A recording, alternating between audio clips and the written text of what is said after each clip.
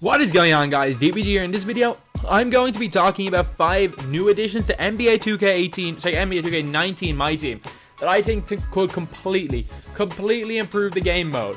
A lot of these things probably won't happen because I'm guessing the game is already in its final build, and I'm also guessing that like some of these things are very difficult to implement at this stage in the cycle.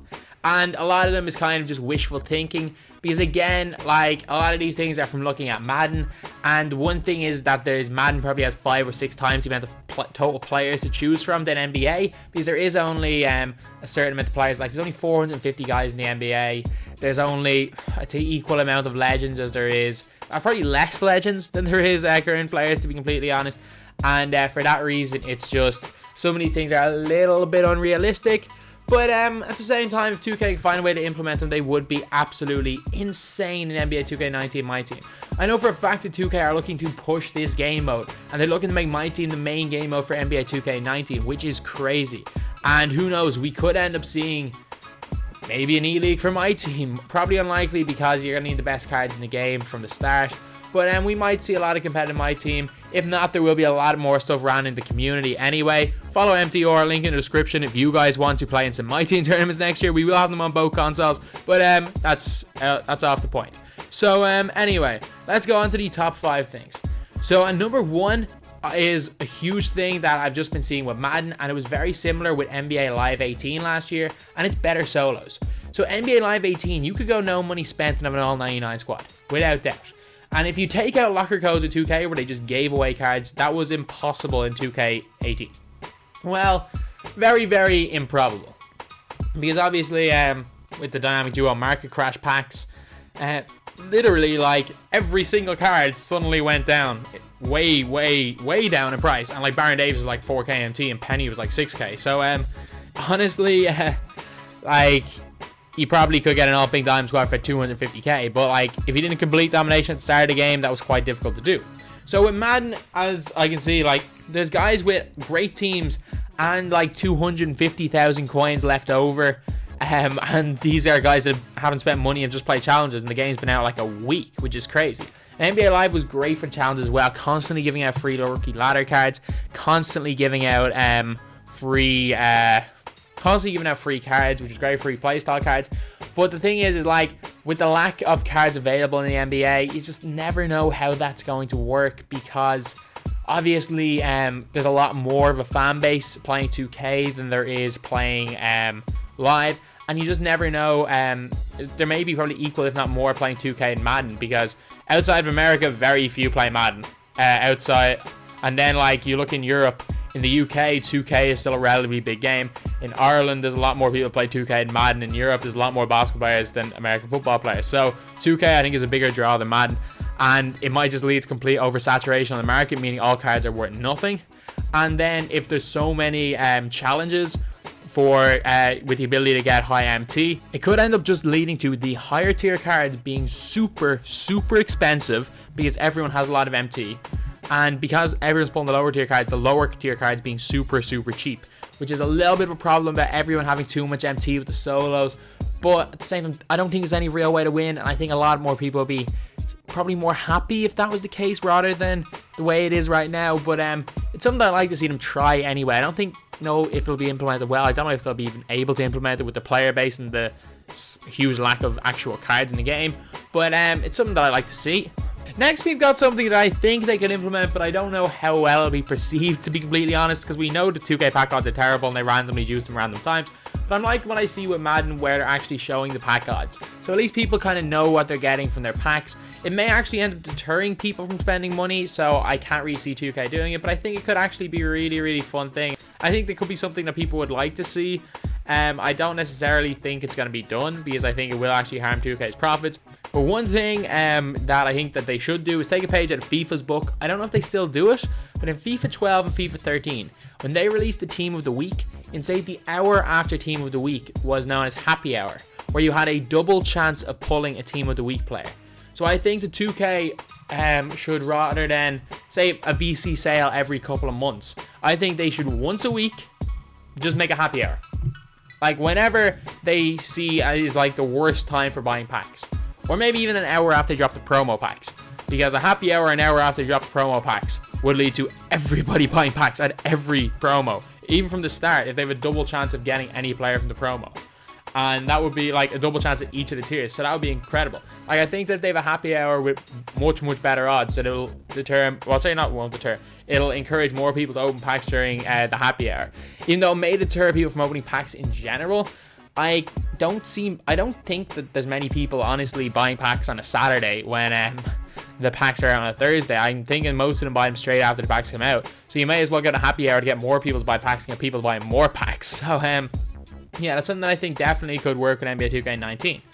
And next are two things that I think kind of need to be changed. Both of them are about getting people more MT and while taking less MT off you.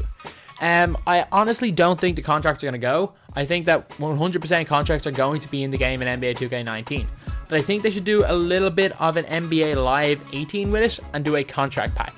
So for 1,000 coins, which is like one game of NBA Live 18, you can get a contract pack with like 10 or 11 contracts, and some of them are up to 12 games.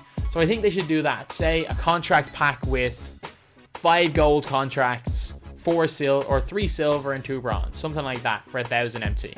Like, that's not that much, because that means for like 1,000 MT you can basically play your whole team almost for 5 games. Like, that's not bad at all, considering that's less than like 2 pink diamonds worth of contracts right now. It's probably would be a little bit annoying at the start of the year, but I think they should keep the same thing with like bronzes being cheaper. You can just pay for them with MT with contracts. But I do think a contract pack would be nice, because I don't see them getting away with contracts. I think that would make it slightly better. And also when they tax cards, I fully understand why they need to put a tax on a card, but that tax does not need to be 10%. It's just honestly just to stabilize the market. They have to put some sort of a tax on the MT sales. But I honestly do think that the tax should be lowered from 10% to 5%. Like, it's 5% in FIFA. I don't know what it is in Madden, but there's been no problems with it being 5% in FIFA. I don't think anyone really has had a problem with it being that price in FIFA. But in 2K, it's obviously 10%. And crazily enough, I don't know what it was in 2K16, but in 2K15, it was 15%, which was so high. But I think it should be lowered to 5%, if not 3%.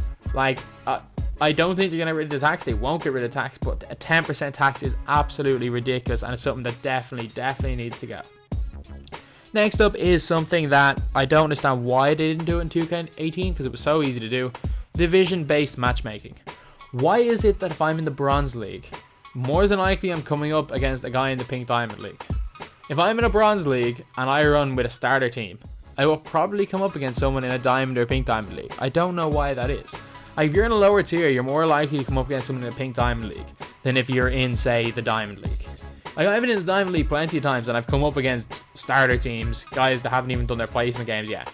But yeah, when I barely play on console. So when I play on console, I'm in the Bronze League. But yeah, every single game on console, I'm playing against someone in the Pink Diamond League. So it just doesn't make sense like that. No matter what team I'm using on console, because my console team is even worse than my PC team. PC is one thing because there's not enough players, but on console it's actually really bad.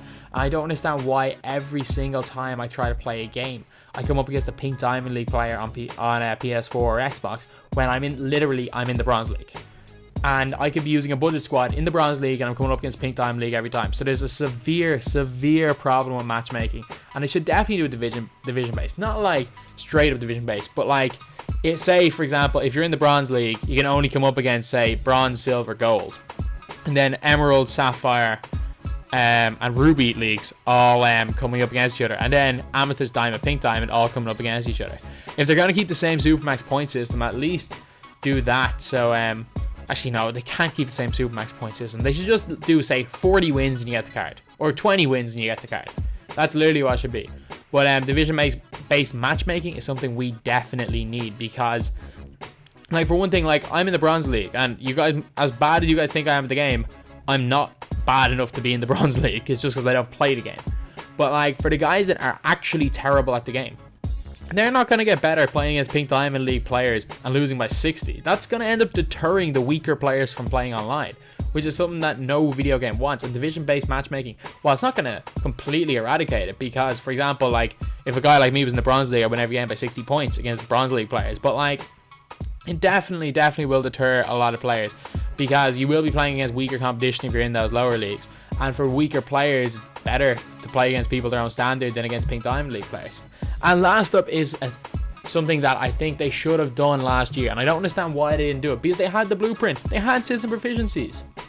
But what I think they should do for system proficiencies is give everybody 100 system proficiency no matter what in all system proficiencies. Like, not like, oh, this guy's good in 7 seconds proficiency.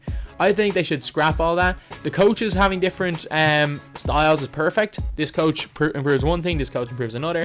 But I think that every card at their primary position should have 100 system proficiency or 100 chemistry or something like that.